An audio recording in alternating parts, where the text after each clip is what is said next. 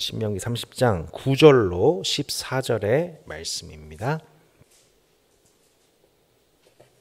신명기 30장 9절로 14절의 말씀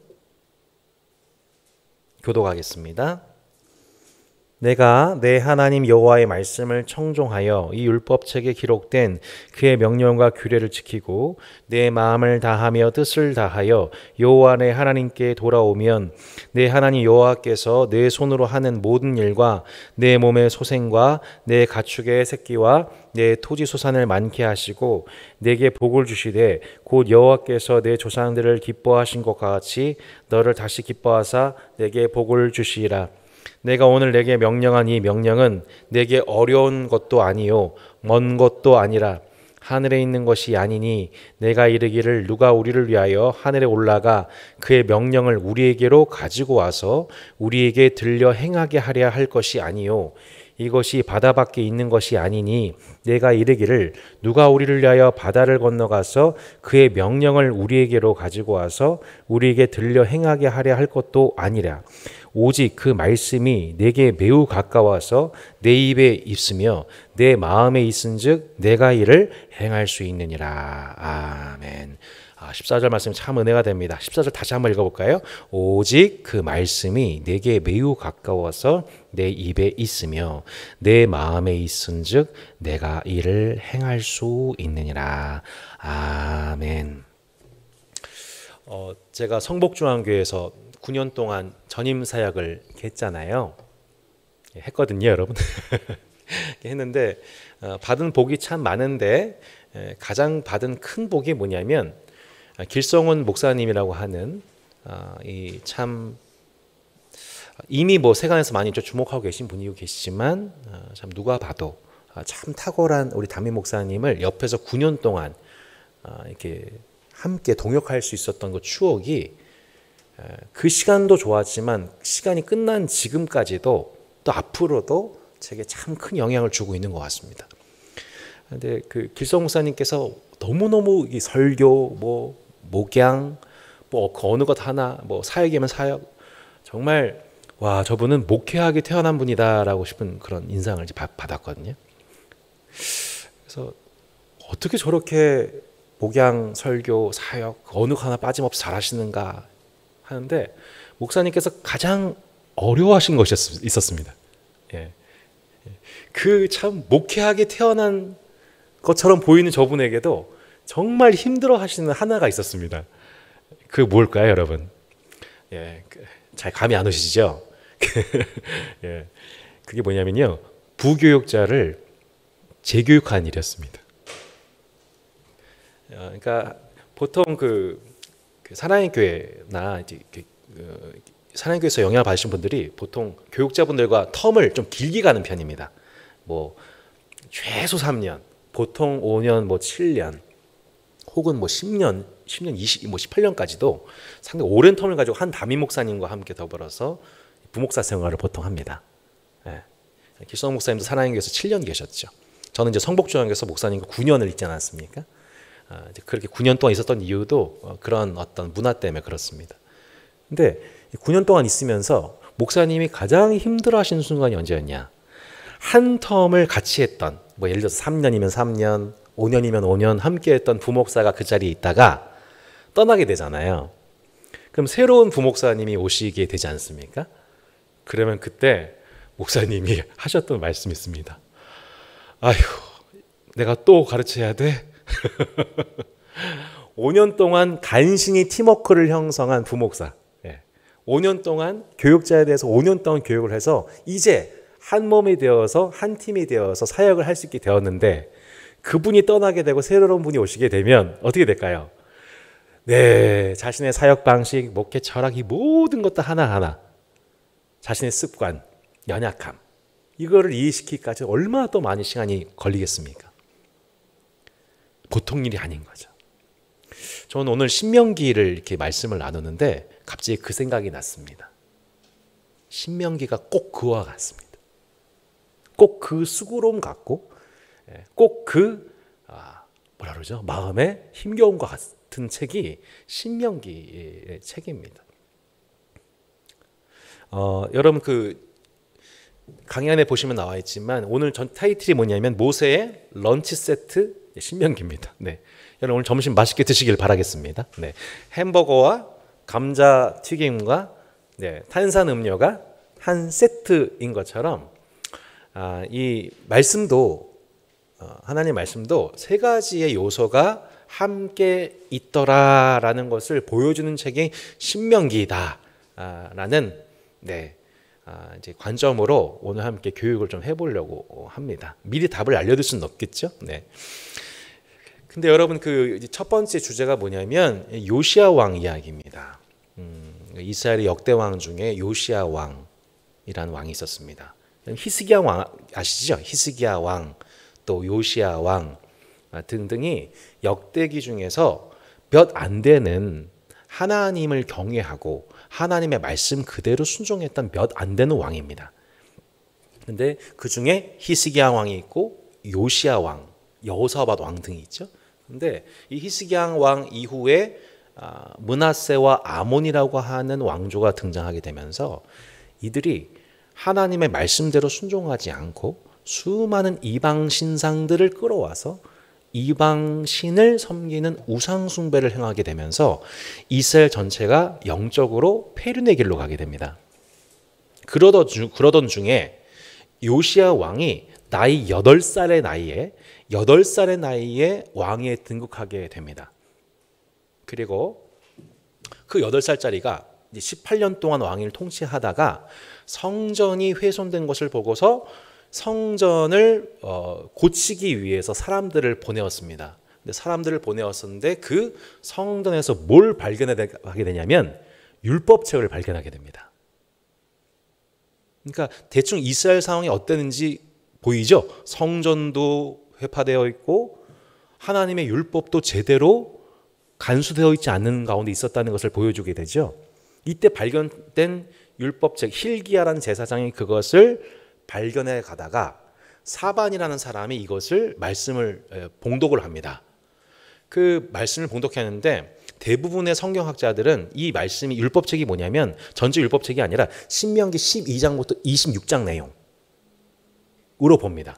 그러니까 신명기 12장부터 26장은 이따 말씀드리겠지만 모세가 10계명을 다시 한번 설교하고 그 10계명에 따라서 가나안 땅에서 어떻게 말씀을 순종해야 하는지 구체적인 적용이 10계명과 구체적인 적용이 12장부터 26장 내용이에요. 이 책의 내용을 hil기야가 발견해서 사반에게 읽게 하고 그 말씀을 누가 듣게 될까요? 요시야 왕이 듣게 됩니다. 26살의 청년 나이 때. 이 말씀을 듣게 된 요시야가 그 자리에서 옷을 찢고 회개합니다. 그리고 뭐라고 얘기하냐면 세상에 우리 조상들이 이 말씀을 듣지 않고 행하지 아니한 그 결과가 지금 우리가 겪게 된 영적인 곤핍함이다 이렇게 얘기를 합니다. 하나님의 말씀을 잃어버린 결과 우리 조상들이 하나님의 말씀을 잊어버린 그 결과가 이와 같다는 것을 고백하고 하나님 앞에 회개한 요시야가 그때부터 뭐 하냐면 종교 개혁을 합니다. 종교 개혁을 통하여서 하나님이 허용하지 않으시는 모든 형태의 이방 예배 신전들을 다 폐하고요. 역대 왕 중에 최초로 유월절 절기를 지키게 됩니다. 그리하여 그 요시야 왕의 통치의 결과가 뭐냐면 하나님께서 므낫세로 인해서 이방신을 섬겼던 그 므낫세로 인해서 마음에 갖고 계셨던 분노를 돌이키셨다. 그 문명과 나라를 향한 하나님의 분노를 돌이키셨다는 것으로 마무리되는 것이 요시야 왕 이야기의 핵심입니다. 근데 그 요시야 왕이 청년 때에 들려져 온 그 말씀이 뭐였다는 거예요? 신명기 12장에서 26장의 말씀이었던 겁니다. 왜 우리 시대가 이렇게 영적으로 타락하였는가? 그것을 하나님의 말씀을 통해서 확인하고 다시 이 말씀을 들었을 때 그들의 그 한 사람, 왕 한 사람의 영적 각성이 결국 그 시대를 보호하고 이스라엘이 하나님의 진노로부터 벗어나게 되었다는 것은 우리에게 신명기 말씀을 듣는 우리에게 매우 큰 도전과 교훈을 주고 있는 것이죠. 여러분 신명기의 뜻이 무엇입니까? 신명나는 책입니까?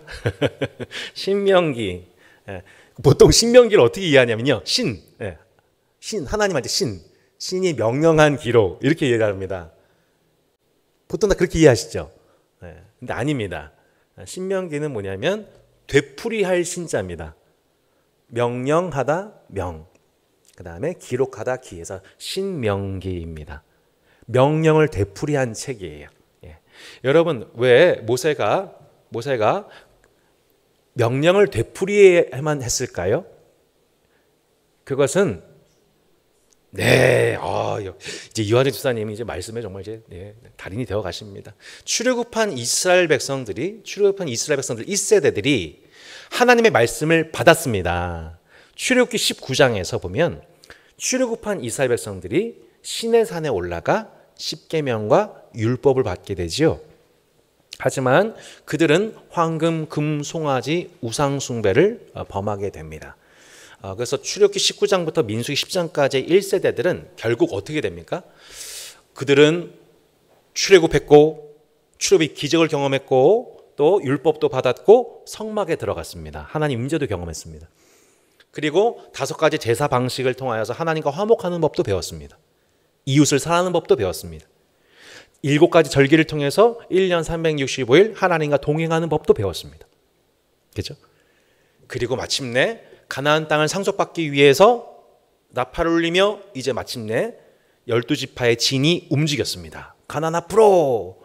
그런데 그들은 그 안에서 열 사흘이면 13일이면 들어갈 수 있는 그 가나안 땅으로 들어가지 못하고 38년 동안 그 주위를 계속 뺑뺑뺑 돌게 되면서 뭐가 투쟁하게 되냐면 자신의 옛사람을 발견하고 그 옛사람에게 지는 자신의 모습을 보게 됩니다. 그래서 결국에는 출애굽 1세대들은 여호수아와 갈렙을 제외하고는 모두 광야에서 죽게 되지요. 그래서 1차 인구조사, 이게 민수기가 무슨 뜻이었어요? 숫자를 세다. 1차 인구조사 통해서 뽑혀지게 되었던 60만 명여 명의 1차 개수되었던 출애굽 1세대들은 군사로 선발되었으나 군사로 쓰임받지 못하고 다 광야에서 죽게 됩니다. 그리고 광야에서 태어나게 된 출애굽 2세대, 그러니까 광야에서 태어난 자들이죠. 광야에서 태어난 자들이 이제 38년 만에 마침내 이제 가나안 땅 입성을 앞두고 모압 광야에 모이게 되었었을 때에 모세는 다시 명령할 수밖에 없었던 겁니다. 왜요? 2세대들 중에서 십계명을 말씀을 배우지 못한 자들, 들었으나 그것을 재교육이 필요한 자들이 너무나도 많았기 때문이죠. 저희 기억하시죠? 지난 소율이 문답 배웠었을 때 십계명 하시면서 여러분 말씀 어떠셨어요? 되게 새롭지 않았나요? 저는 십계명 할 때마다 혹은 주기도문 할 때마다 이번엔 또 팔복 할 때마다 또 새롭거든요. 또 새롭지. 그런 것처럼 하나님의 말씀을 다시 들어야만 했기에 출애굽한 2세대 광야에서 태어난 저들에게 이 십계명을 다시 재교육한 책이 뭐예요? 바로 신명기인 것입니다. 그러니까 신명기는 그렇게 내용 자체가 어렵지 않고 구성이 복잡하지가 않습니다. 이 신명기는 총 3가지 모세의 설교로 기록이 되었습니다. 첫 번째 설교는 신명기 1장부터 4장에 나와 있는 설교 내용입니다. 두 번째는 4장부터 28장에 나오는 두 번째 긴 설교입니다. 세 번째 설교는 맨 마지막 29장 30장에서 있는 세 번째 설교를 통해 모세가 본인은 가나안 땅에 들어가지 못하고 3가지 유언 설교를 통해 이스라엘로 하여금 지난날의 은혜를 기억하게 하고 또한 하나님을 섬기게 하고 앞으로 하나님 말씀을 지켜 기억할 것을 격려하는 내용, 이것이 총 3편의 설교로 기록되어 있는 신명기의 구성입니다. 그리고 이제 31장부터 34장은 모세의 최후에 관한 내용, 그리고 후계자 여호수아가 세워진 내용의 이제 에피소드로 에필로그로 이제 되어 있다고 볼 수가 있는 것이죠. 그래서 모압 평지라는 곳에서 1개월 동안 있었던 스토리입니다. 자, 그 빈칸 채워야겠죠, 여러분. 첫 번째 설교는 출애굽과 광야 생활을 회고하는 것이라면, 자, 두 번째 설교는 초입은 10계명의 원리를 얘기하고 있습니다. 10계명의 원리. 4장부터 11장의 내용은 10계명의 원리에 대해서 얘기하고 있습니다. 그리고 12장부터 26장은 10계명의 적용에 대해서 얘기하고 있습니다. 그리고 세 번째 설교가 타이틀이 뭐냐, 주제가 뭐냐면 이걸 모압 언약이라고 합니다. 여러분 시내산 언약 기억하시죠? 출애굽기 19장에서 시내산 언약을 맺었던 것처럼 모세가 하나님과 더불어 이스라엘 대표에서 모압 언약을 맺습니다. 그러니까 모압 언약이란 가나안 땅 입성을 앞두고 하나님 주신 십계명과 이 말씀들을 가나안 땅에서 신실하게 지켜나갈 것을 촉구하고 그리하겠다고 하나님과 언약하는 것을 모압 언약이라고 합니다. 곧 출애굽 1세대들이 맺었던 언약, 시내산 언약이죠. 출애굽하자마자 하나님과 언약을 맺어서 하나님께 충성하겠습니다. 하나님 저희를 하나님은 이스라엘 땅에 내가 너희를 보호해 주마. 이걸 이제 시내산 언약이라고 하고요. 출애굽 2세대와 더불어서 하나님과 맺은 언약을 모압 언약. 마찬가지로 내가 너희를 보호해 줄 거야. 하나님 말씀에 순종하겠습니다. 이 내용이 이제 모압 언약이죠.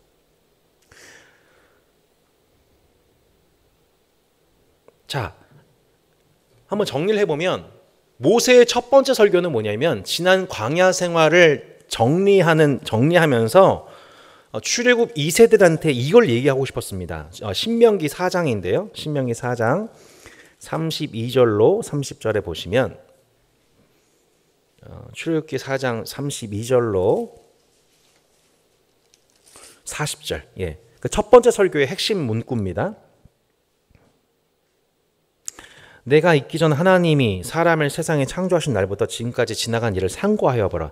하늘이 끝에서 저 끝까지 이런 큰 일이 있었느냐? 이런 일을 들은 적이 있었느냐? 어떤 국민이 불 가운데서 말씀하시는 하나님 음성을 너처럼 듣고 생존하였느냐? 어떤 신이 와서 시험과 이적과 기사와 전쟁과 강한 손과 편팔과 크게 두려운 일로 한 민족을 다른 민족에게서 인도해낸 일이 있느냐?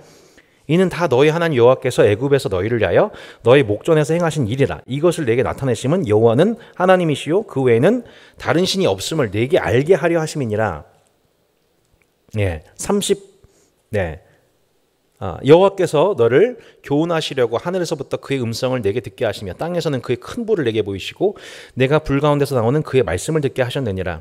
여호와께서 내 조상들을 사랑하신 고로 그 후손인 너를 택하시고 큰 권능으로 친히 인도하여 애굽에서 나오게 하시며 너보다 강대한 여러 민족을 내 앞에 쫓아내고 너를 그들의 땅으로 인도하여 들여서 그것을 내게 기업으로 주려 하심이 오늘과 같으니라. 그런즉 너는 오늘 위로 하늘에나 아래로 땅에 오직 여호와는 하나님이시요 다른 신이 없는 줄을 알아 명심하고 오늘 내가 내게 명령하는 여호와의 규례와 명령을 지키라. 너와 내 후손이 복을 받아 내 하나님 여호와께서 내게 주신 땅에서 한없이 오래 살리라. 아멘. 한마디로 첫 번째 설교의 핵심이 뭐예요? 여호와가 하나님이다. 그러니까 다른 신이 없다. 여호와만이 참 신인 것을 나타낸 민족이 누구냐? 너희들 아니냐? 이런 민족이 어딨냐? 여호와만이 하나님이시다. 이게 뭐예요? 첫 번째 설교예요. 그렇다면 여러분 두 번째 설교의 핵심은 뭘까요? 두 번째 설교는 뭐예요? 십계명이잖아요. 십계명의 핵심 메시지가 뭡니까? 하나님을 사랑하되 하나님만 사랑하라. 그러니까 첫 번째 설교는 뭐예요? 여호와가 하나님이다. 그리고 두 번째 설교가 뭐예요? 하나님만 사랑하라. 그리고 이웃을 내 몸처럼 사랑하라. 이게 이제 십계명이잖아요. 십계명. 다시요. 첫 번째 설교는 뭡니까? 여호와만이 하나님이다. 그 두 번째 설교는 뭐예요? 여호와만 사랑하라. 그럼 여러분 세 번째 설교는 뭘까요? 자, 세 번째 설교는 신명기 30장. 아까 읽었던 말씀이에요. 신명기 30장. 신명기 30장 네. 30장 우리 11절 12절 아까 처음 읽었던 말씀인데요. 내가 오늘 내게 명령한 이 명령은 내게 어려운 것도 아니요 먼 것도 아니라 하늘에 있는 것이 아니니 내가 이르기를 누가 우리를 위하여 하늘에 올라가 그의 명령을 우리에게로 가지고 와서 우리에게 들려 행하게 하려 할 것이 아니요. 자, 이 명령이 뭐예요? 신명기잖아요. 신명기. 예. 하나님의 명령을 다시 해주셨잖아요. 근데 이 명령 어려운 것 아니다. 결코 어려운 것 아니다. 이 말씀대로 순종하라라고 세 번째 설교의 핵심이 뭡니까? 명령을 지키라입니다. 예. 그러니까 모세의 쉽죠, 여러분? 신명기가 분명하게 보이죠. 첫 번째 설교가 뭐예요? 여호와만이 하나님이다. 그죠? 자, 두 번째 설교가 뭐예요? 여호와만 사랑하라. 세 번째가 뭐예요? 명령을 지키라. 이게 이제 모세가 하고 싶었던 신명기 전체의 요약이라고 볼 수가 있는 거예요. 신명기는 결코 어려운 책이 아니죠. 이거를 출애굽한 2세대 후손들에게 가르치는 책, 우리 다음 세대에게 남길 유언, 생명, 심장, 그게 신명기인 겁니다. 우리가 다시 명령해야 할 그 내용, 여호와만이 하나님이다, 여호와만 사랑해야 된다, 그의 명령만 지켜야 된다. 이것이 모세가 출애굽 2세대에게 했던 말인 겁니다. 근데 이 신명기 내용을 가만 살펴보니 학자들이 뭘 알게 됐냐면 이 모세오경, 특별히 신명기라는 책에 보니 이것이 당시 고대 근동에서 상당히 유력한 국가였던 기원전 4000년 전부터 있었던 히타이트라고 하는 국가가 있는데요. 이 히타이트 국가가 당시 맺었던 평화 조약의 방식과 상당히 유사하다는 것을 학자들이 이제 발견하게 된 겁니다. 우리도 보면은 여러분 뭐 한미 상호 방위 조약 맺잖아요, 그죠?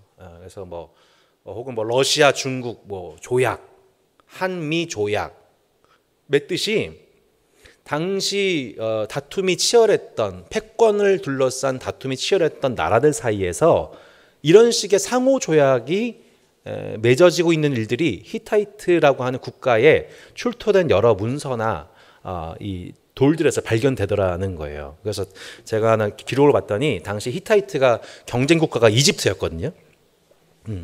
그래서 히타이트와 이집트 사이에서 있었던 그런 상호 불가침 조약, 거기 내용은 없습니다. 제가 지금 구두로 설명드리는 거예요.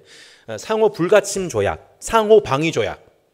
그래서 뭐 바벨론이 이집트를 치면 히타이트도 가만히 있지 않겠다.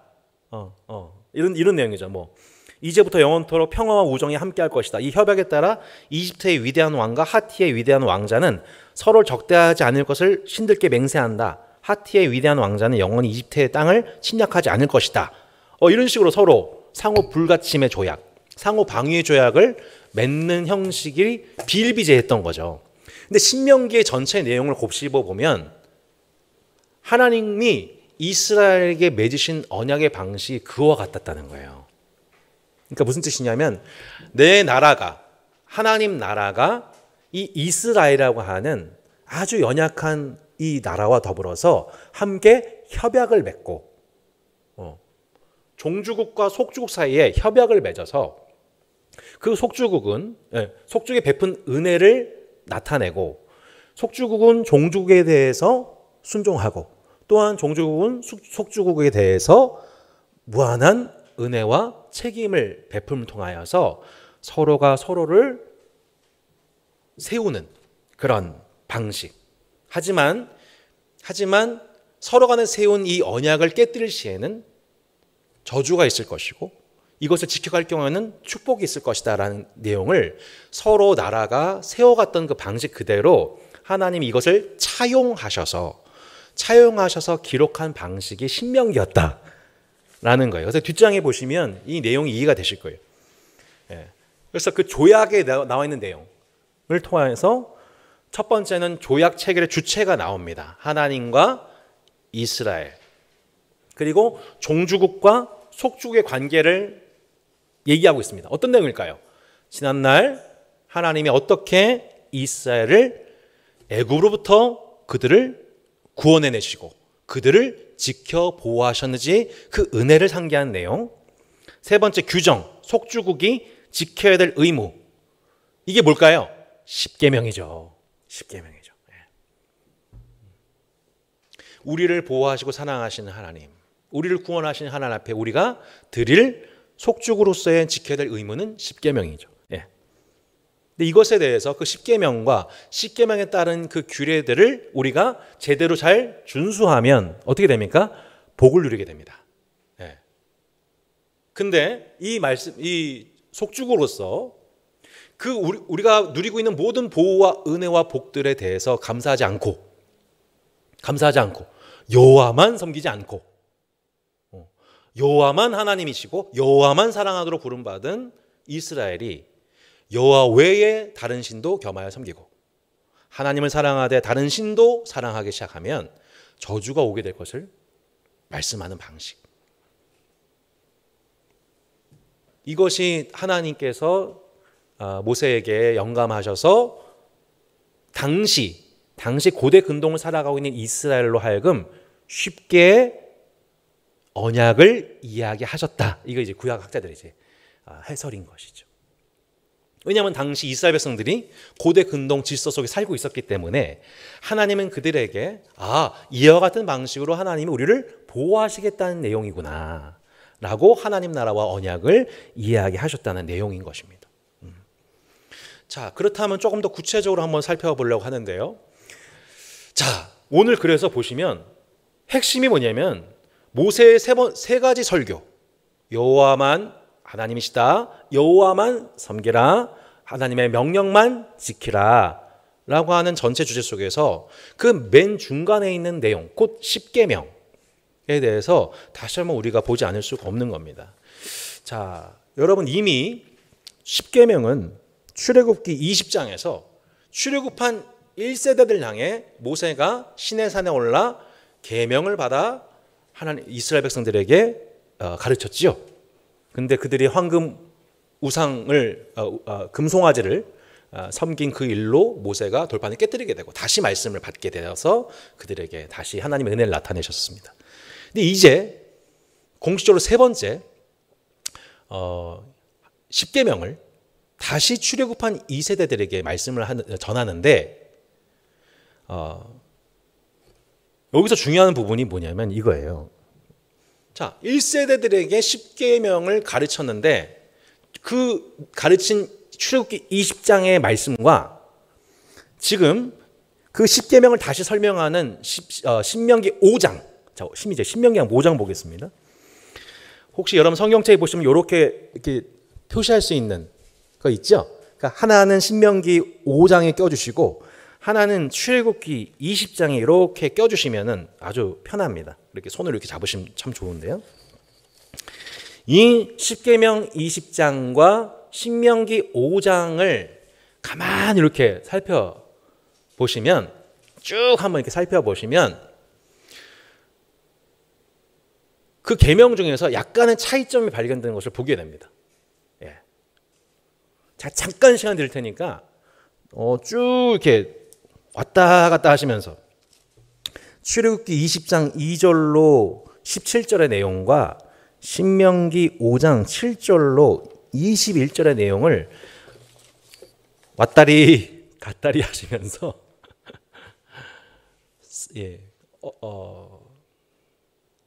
어떤 차이가 있는지 한번 잠깐 제가 시간 드릴 테니까 한번 보시기 바랍니다. 네, 아예 성경책 2개 가지고 보셔도 좋죠. 네. 보시면 1계명은 여러분 차이가 있습니까? 없습니까?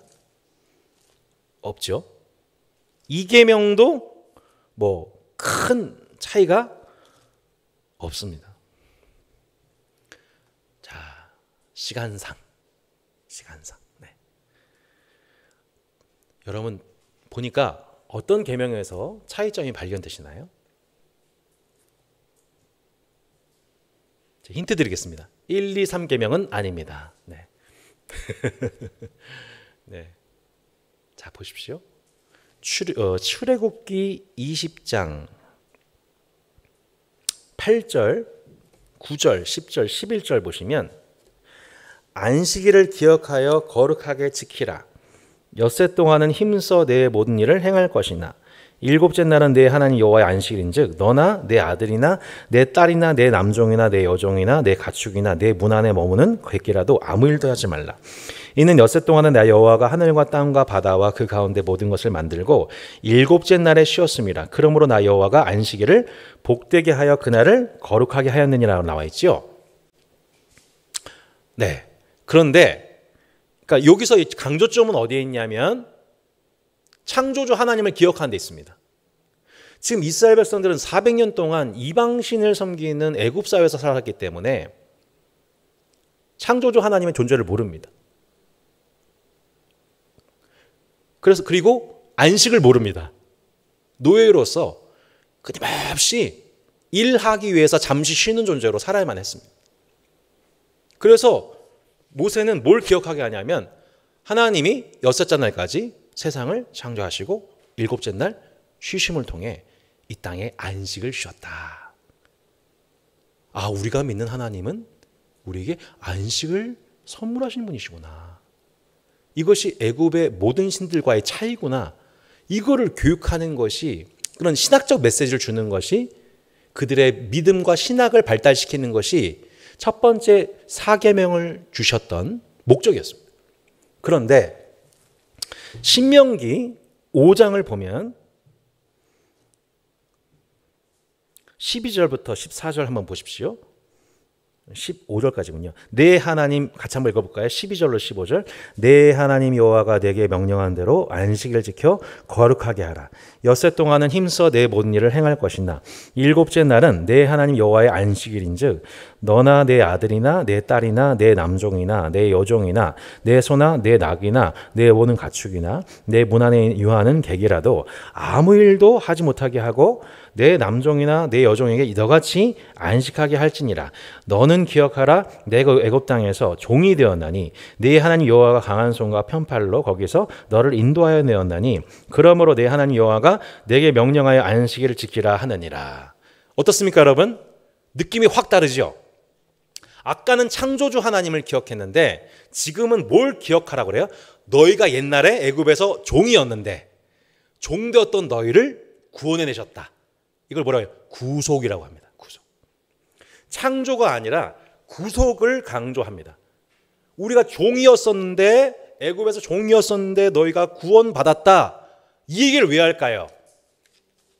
가나안 땅에서 이스라엘 백성들이 그 집에 누가 함께 살게 된다는 거예요? 종들이. 애굽에서 너희가 종이었자니 이제 너희 가나안 땅 들어가게 되면 너희 집에 남종과 여종들이 생길 텐데 뭐라고 말씀하고 있어요, 여러분? 아무 일도 하지 못하게 하고 내 남종이나 여종에게 너같이 안식하게 하라. 이렇게 나왔습니다.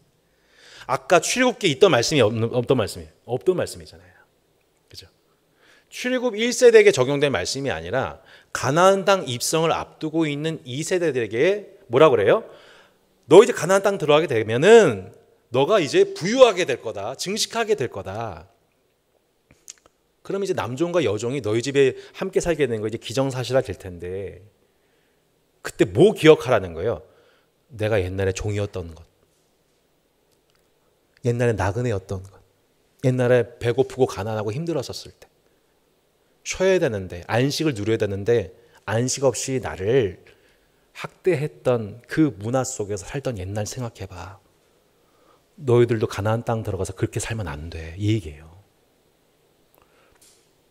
애굽에서 종살이 할 때 너희들이 그 안식 없이 살던 그 방식, 이웃에게서 안식을 강탈했던 그 방식 그대로 가나안 땅 너희 들어가 가지고 그렇게 너 집안에 거하고 있는 남종이나 여종이나 가축이나 낙이나 소나 그 누구든지 일하지 못하게 해.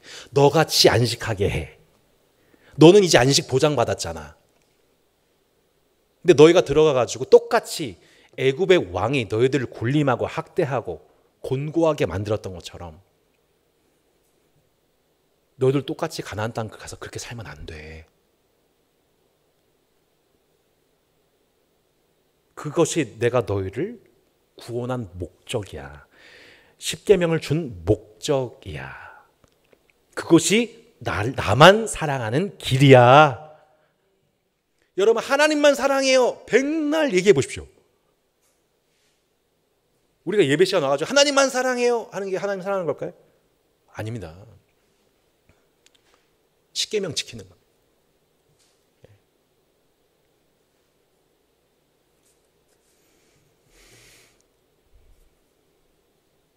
내 옆에 있는 남종과 여종, 안식을 회복하지 못하고 있는 사람들의 그 안식 회복을 위해, 샬롬의 회복을 위해서 그들을 섬기는 것, 배려하는 것.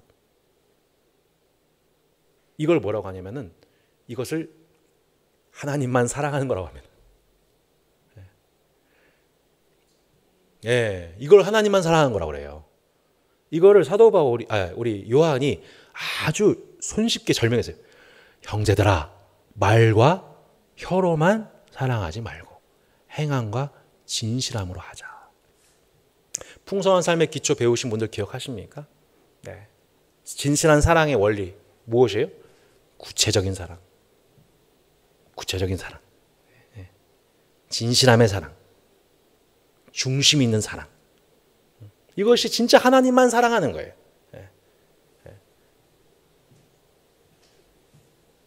그러니까 지금 이 십계명 통해서 우리 가운데에 얘기하고 있는 바 또 하나 볼까요, 여러분? 십계명 중에서 출애굽기 20장과 신명기 5장 사이에서 두드러지게 차이점이 발견되는 구절은 십계명입니다. 십계명. 맨 마지막 계명 한번 보세요. 출애굽기 우리 그 십계명에 보시면 20장 17절에 이렇게 나와 있습니다. 20장 17절 뭐라고 나와 있어요? 내 이웃의 집을 탐내지 말라. 내 이웃의 아내나 그의 남종이나 그의 여종이나 그의 소나 그의 낙이나 물은 내 이웃의 소유를 탐내지 말라. 자, 맨 처음에 뭐가 나와 있어요? 이웃의 집이 나와 있죠. 자, 그런데 여러분 신명기 5장 21절에 보면 어떻게 나와 있어요? 내 이웃의 아내를 탐내지 말라. 내 이웃의 집이나 그의 밭이나 그의 남종이나 그의 여종이나. 뒤에 순서는 똑같아요. 근데 맨 처음에 나오고 있는 그게 달라요. 뭐예요? 출애굽기는 이웃의 집이고요. 예. 예. 신명기는 뭐예요? 아내. 예. 그러니까 강조점이 다르죠. 그러니까 가장 이스라엘 백성들에게서 가장 마음에 탐심이 되었던 대상이 시대마다 달라요. 애굽에 있었을 때는 계속 마음속에 왔던 유혹이 뭐예요? 집. 나도 좀 나도 저 사람처럼 살고 싶다라고 하는 강탈하고 싶다. 어떻게 그런 마음의 유혹이 강했던 애굽 사회라고 한다면 이제 출애굽 2세대가 장차 들어가게 될 가나안 땅에서의 그들에게서 가장 강력한 마음의 탐심은 뭐예요? 내 이웃의 아내. 그 가나안의 여인들을 보면서 하나님이 주신 아내로 만족하지 못하고 그 아름다움을 보면서 저 아내도 내가 더 얻고 싶다. 강탈하고 싶다. 라고 하는 그 각 시대와 문화마다 유혹받고 있는 가장 강도가 심한 것들로 재편되고 있죠, 말씀이. 자, 여러분, 제가 이걸 뭘 설명하고 싶은 걸까요, 여러분? 예. 이거예요. 그러니까 하나님의 말씀은 만고불변해요, 진리는. 그죠? 하나님의 진리는 영원해요. 순전해요. 완전해요. 근데 그 말씀은 변함이 없는데 우리가 살고 있는 상황은 달라요. 그죠? 그래서 뭐가 달라요? 적용의 강조점이 달라요. 예. 적용의 강조점이 달라요. 출애굽 1세대는 내 이웃의 집이라고 하고 출애굽 2세대들에게는 이웃의 아내라고 강조점을 해요. 출애굽 1세대들에게는 창조주 하나님을 더 강조하고 신앙을 강조하고 2세대들에게는 구속하신 주님을 강조해요. 하나님이 내게 주신 안식을 1세대에게는 강조하고 2세대한테는 너희가 그렇게 안식을 줘라라고 해요. 그죠? 네. 그러니까 1세대한테는 야, 너희들 제발 안식 좀 누려. 노예로 살지 마. 라고 한다면 2세대한테는 뭐라고 그래요? 제발 좀 안식 좀 끼쳐. 너 이웃들에게도 안식 좀 끼치라고. 너희들 좀 부족함이 없게 하셨잖아. 부유하게 하셨잖아. 가나안 땅에서 너가 먹고 배부르고 잘 살 그때에 하나님 말씀 망각하지 말어 라면서 다시 명령하신 책이 신명기인 거예요. 그러니까 말씀은 그대로인데 상황과 맥락이 다르니까 적용점이 다른 거예요. 여러분, 오늘 강의의 결론입니다. 모세의 런치 세트가 뭐예요? 말씀과 상황과 적용이에요. 강의 다 들으셨어요? 이제 집에 가세요. 네. 모세는 하나님의 말씀을 교육하지만 어떻게 교육한다는 거예요? 하나님의 말씀의 일반 원리, 그리고 그들이 맞닥뜨리고 있는 상황에 대한 이해. 너희가 들어가야 될 가나안 땅은 이런 땅이야. 이런 땅이야. 내가 여호수아 갈렙한테 들었는데 이 땅은 이런 풍습이 있고 이런 문화가 있어서 너희들이 들어가서 속기 딱 좋아. 탐심 품기 딱 좋아. 거기 여인들의 그 화장술과 거기는 성형 많이 한대. 하면서 막 이렇게 너희들 완전히 막 너희들 많이 뿅 갈 거야 진짜 막 이러면서 이렇게 너희들 조심해 하면서 이렇게 이 적용점이 다른 거예요. 죄송해요. 이게 없던 드립을 쳐가지고 이렇게 말씀과 상황과 뭐예요? 적용. 한번 따라해 볼까요? 말씀과 상황과 적용. 이 방식에 의해서 모세는 신명기를 가르쳤던 거예요. 말씀을 그렇게 가르쳐야 된다는 거예요. 하늘 천 따지 이런 식으로 말씀 가르치는 방식이 아니라, 사랑하는 자녀야, 너가 지금 살고 있는 이 땅, 대한민국, 또 남양주, 다산동, 그리고 그 학교는 이러한 문화가 있는데 이 문화 속에서 하나님 말씀은 이것을 요구하고 있고, 그래서 너는 이렇게 대안적으로 살아가야 한단다. 이런 부분은 좀 더 보수적으로 널 지켜가야 한단다. 이것은 너가 좀 더 주도적으로 대안을 제시해야 한단다. 라는 것을 선제적으로 가르치는 교육의 방식이 뭐냐면 신명기인 거예요.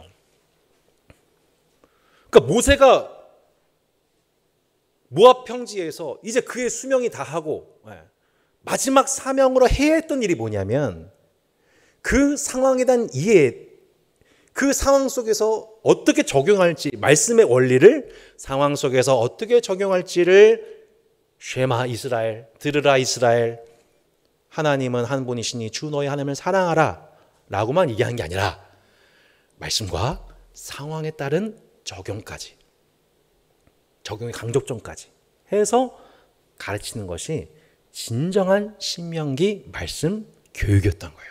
이거를 우리가 다음 세대에게 교육하도록 부름을 받은 거예요. 그래서 아멘이 컸으면 끝났을 텐데 조금 더 설명하겠습니다. 여러분, 당시 그 한국교회, 어차피 하려고 했습니다. 이렇게 준비된 거라서. 한국교회의 초기 때 복음이 처음 전파됐던 1800년대 후반에서 1900년 초반 때 있었던 실제 에피소드가, 뭐 캐나다나 영국이나 뭐 호주나 미국에서 여러 선교사님들이 막 들어오게 되었잖아요. 근데 여러분, 그 영국의 스펄전 목사님 아시죠? 네, 그 모르셔도 뭐 그런가 보다, 살아 있었나 보다. 실존 인물입니다. 스펄전 목사님이 좀 외람되지만 여러분 꼴초셨어요. 애연가셨어요. 애연가로 유명한 목사님이었어요. 당시 그 선교사님들 중에서 애연가 애주가들이 상당히 많았던 거예요. 문화적으로 이렇게 허용된 범위 내에서. 근데 이분들이 이제 한국에 조선에 들어와서 복음을 전합니다. 예배를 인도합니다. 그리고 예배 끝나고 조선의 우리 남정네들과 함께 모여가지고 그 앞에서 이렇게 하는 겁니다. 또 이제 포도주 와인 이렇게 마시는 거죠. 거기서 막 용기를 얻은 남정네들이 당시 조선시대에 팽배해져 있던 담배, 술, 도박, 죄송하지만 기생을 끼는 어떤 문화, 이거에 더 담력을 얻어가지고, 봐라, 말씀을, 예수를 가르치는 서양 선교사분들도 술 먹고 담배 피지 않냐. 용기 100배 얻어가지고 교회에서 그 은혜를 받아가지고, 엉뚱한 은혜를 받아가지고 더 하기 시작한 거예요. 그럼 그 피해가 누구한테 가요? 아낙네들에게. 아내들에게 피해가 가는 거죠. 그 피해 사례들이 교회로 들어오게 된 거예요. 그때 서양 선교사들께서 땅을 치고 후회하면서 회개했다는 겁니다.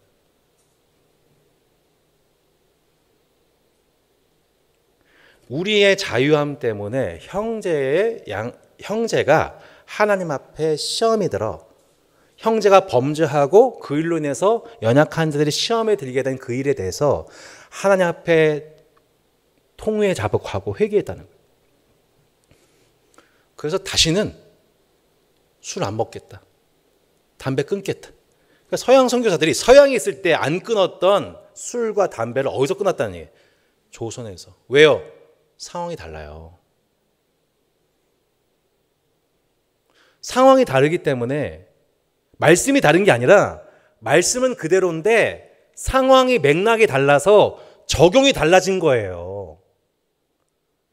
그런 서양 선교사들의 복음적인 헌신 때문에 한국교회가 부흥한 거예요. 네. 맥락 이해되시죠? 이게 신명기예요. 말씀을 백날 알고 있으면 뭐합니까? 상황에 따른 적용을 못해요. 네. 지금 어떤 상황인 줄 몰라요. 어떤 문화적 정황인 줄 모르는 가운데서 말씀만 막 얘기해요. 그럼 그 말씀 안 들어가요. 바른 적용점이 안 나와요. 그래서 모세의 런치 세트는 말씀과 상황과 적용이에요. 문화적 상황과 정황을 이해하지 못하고 하나님 말씀을 뿌리는 게 아니에요.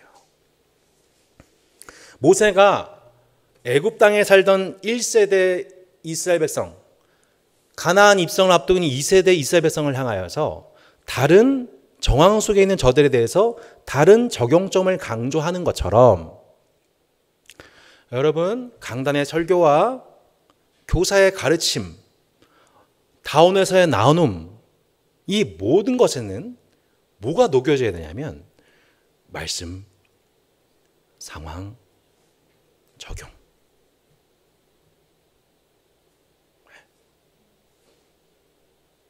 그래야 진짜 신명기가 되는 거예요. 신명교육이 되는 거예요. 그래야 요시야 왕이 그 자신의 상황, 영적으로 패역한 자신들의 상황을 해석하고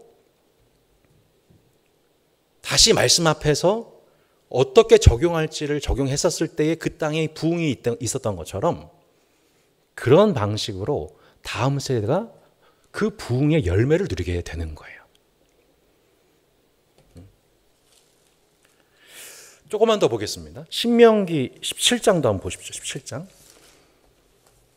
자, 여기 보시면, 자, 이제 표 보시고 17장 보세요. 표 보시면 모세가 10계명에 대해서 다시 설교한 다음에 6장부터 26장에 걸쳐서 10계명의 그 말씀이 어떻게 구체적으로 적용되어야 하는지를 세부적으로 풀어낸 게 신명기 26장까지 내용이에요. 오늘 이 내용을 다 볼 수는 없어요.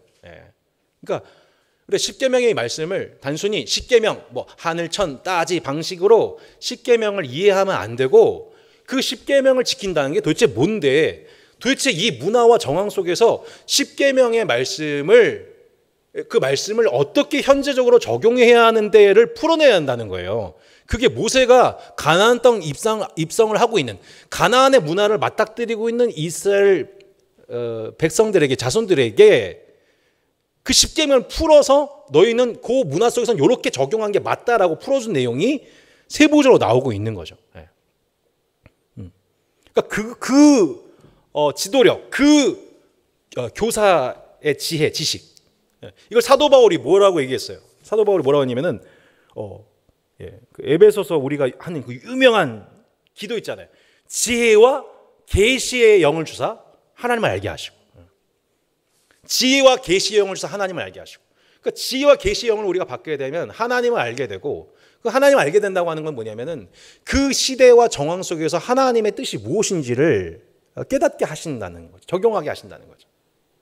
우리가 그 지혜와 계시의 영을 받은 자들이잖아요. 그래서 시대 속에서 분별할 수 있게 된 자들이잖아요. 예.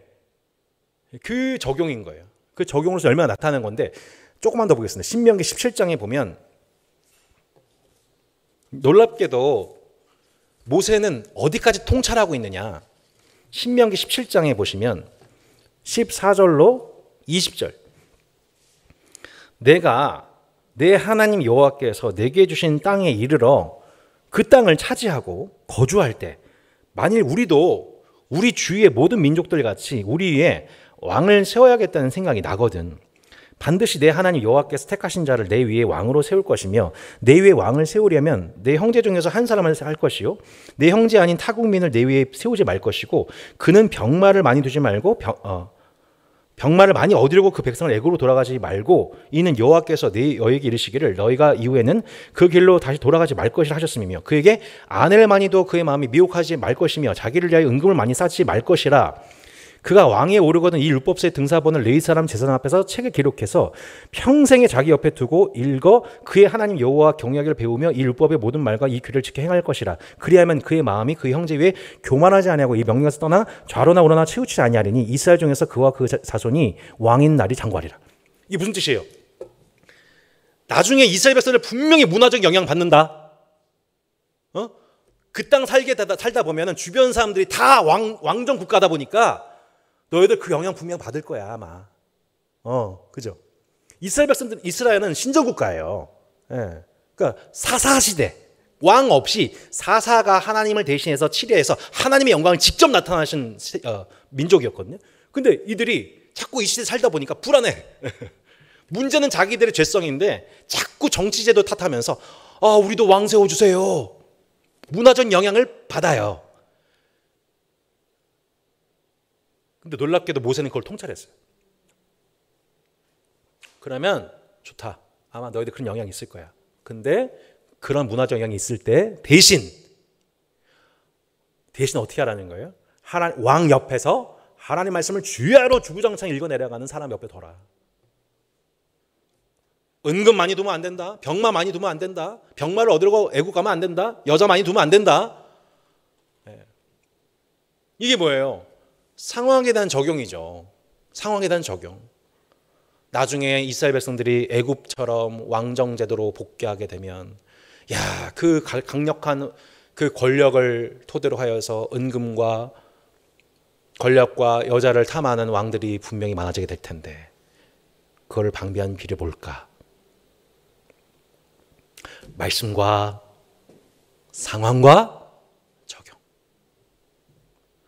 여러분 이 통찰과 지혜를 성령을 통해 밝히 깨닫도록 우리에게 복 주셨다는 거예요. 네. 주님은 그걸 말씀하신 거 우리에게. 네. 주님은 날마다 그걸 말씀하신 거 우리에게.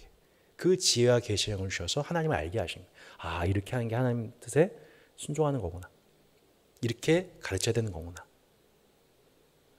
자, 이제 맨 마지막 결론입니다. 신명기는 아까 말씀드렸지만 출애굽기의 10계명에서는 내 자신이 안식을 몰랐던 내 자신이 안식을 누리는 것에 포커싱이 있다면 신명기의 10계명의 포커싱은 뭐에 있어요? 형제를 안식하게 하는 것에 있어요. 그죠? 가나안 땅에 들어가면 왜냐하면 내가 예전처럼 가난하지 않게 되고 예전처럼 많은 걸 누리게 되니까 잉여 소득이 막 생기게 돼요. 그럼 그때 어떻게 할 거냐? 그때 어떻게 하나님만 사랑하는 마음을 지킬 거냐? 우리는 보통 다 그렇잖아요. 부족함이 없게 되면 하나님도 버린단 말이에요. 이방신도 같이 섬긴단 말이에요. 그럼 그때 어떻게 할 거냐? 그 비결에 대해서 마지막으로 신명기는 우리에게 몇 가지를 가르쳐주고 있습니다. 자, 하나하나 보겠습니다. 신명기 10장.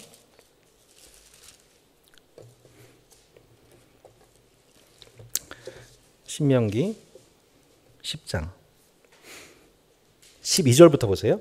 이스라엘아 내 하나님 여호와께서 내게 요구하신 것이 무엇이냐? 그 내 하나님 여호와를 경외하며 그의 모든 뜻을 행하고 그를 사랑하며 마음을 다하고 뜻을 다하여 내 하나님 여호와를 섬기고 내가 오늘 뭘 위해서요? 내 행복을 위하여. 예. 성경에서 유일하게 행복이라는 단어 나오는 거예요. 행복을 위하여 내게 명하는 여호와의 명령과 규를 지킬 것이 아니냐 하면서 17절부터 보세요. 너의 하나님 여호와는 신 가운데 신이시며 주 가운데 주시요 그가 능하시며 두려우신 하나님이시라.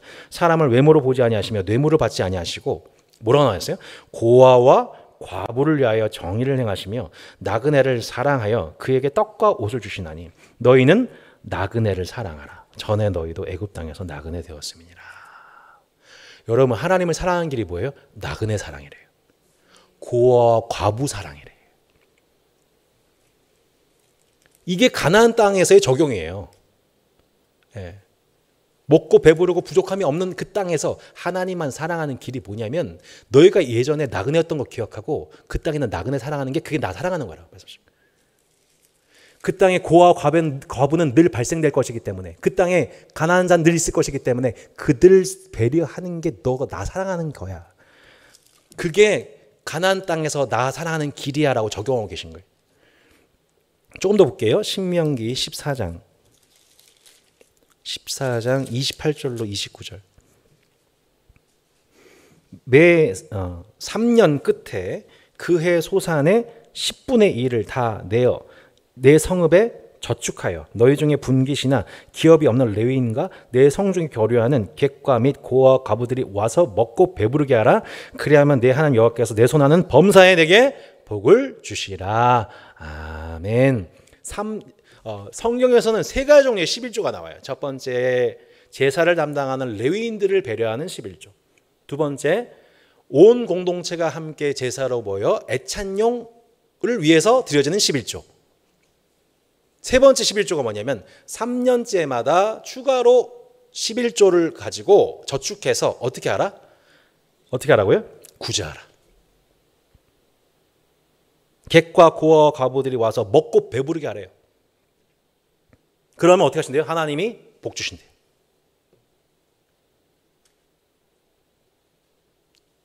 여러분, 기복주의라서 다 나쁜 게 아닙니다. 우린 이 복을 구해야 되는 거예요. 하나님만 더 사랑하는 복. 네. 내가 이웃을 섬김으로 하나님이 갚아주시는 복. 이건 성경적인 복이에요. 이건 복 있는 거예요, 진짜. 하나님 마음을 아는 행위예요. 15장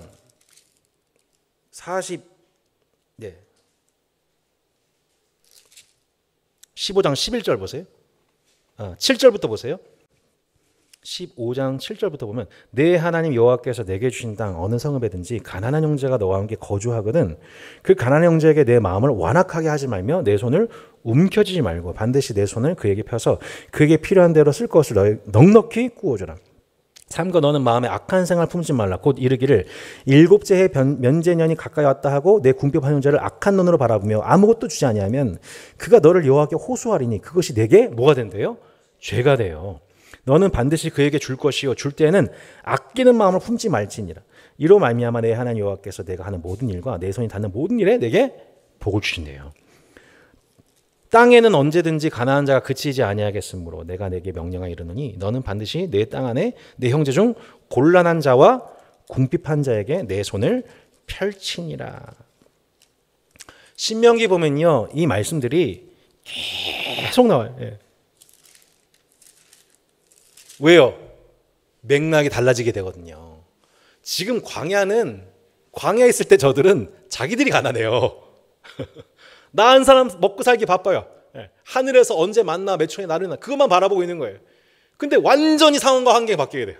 가나안 땅 들어가게 되면 하나님이 돌봐주신 땅, 이른 비와 늦은 비가 물을 흡수하는 땅, 부족함이 없게 하시는 그 땅에서 신명기 나머지 말씀에 보면 너가 그때 배부르고 먹고 배부르고 부족함이 없을 그때에 하나님이 누구신가?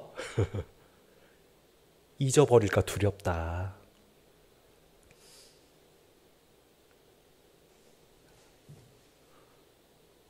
그 잊어버린 결과가 뭘까요? 가난한 자, 고아, 과부 악하게 대하는 거죠. 애굽에서 애굽 왕이 자신들을 학대했던 것 똑같이 그런 사람 되는 거예요. 이병 때 병장 그렇게 욕하더니 병장 되더니 더 하는 거예요.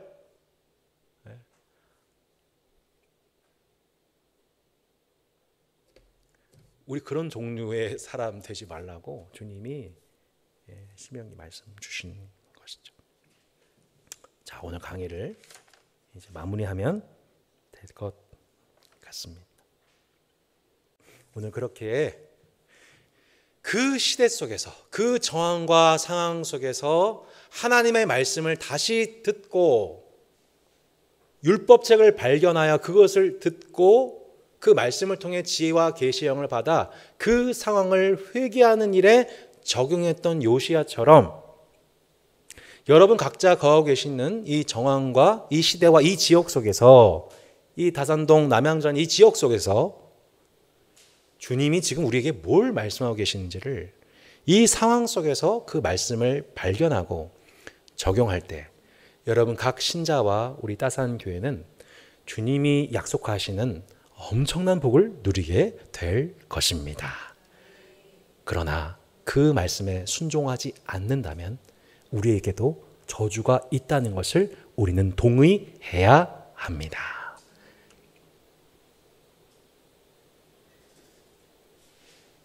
저주가 많습니다. 신명기 28장 보면요, 축복보다 저주의 내용이 3배 길어요. 그 얘기는 우리가 그 문화적 영향에 의해서 그 문화적 영향을 그만큼 많이 받는 죄인들이라는 것을 얘기하고 있기 때문에 시대가 음란하고 악해질수록 신자가 경험하는 그 죄는 점점점 교묘해지는 거예요. 중국에서 지금 영상으로 사기치는 신종 사기법이 발달됐다고 합니다. 점점 사기 기술이 늘어나는 것처럼 이 악하고 음란한 이 세대는 아주 은밀한 방식으로 신자가 그렇게 범죄하도록 문화적 영향을 주기 때문에 야, 얼마나 분별할 일이 많은지.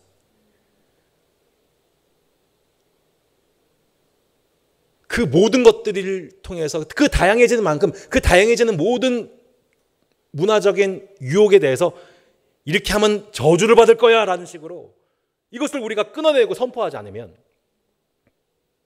안 된다는 것을 역설적으로 보여주는 것이죠.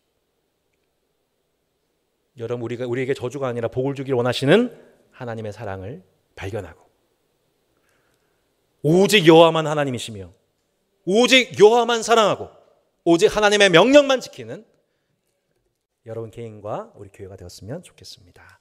함께 기도합시다.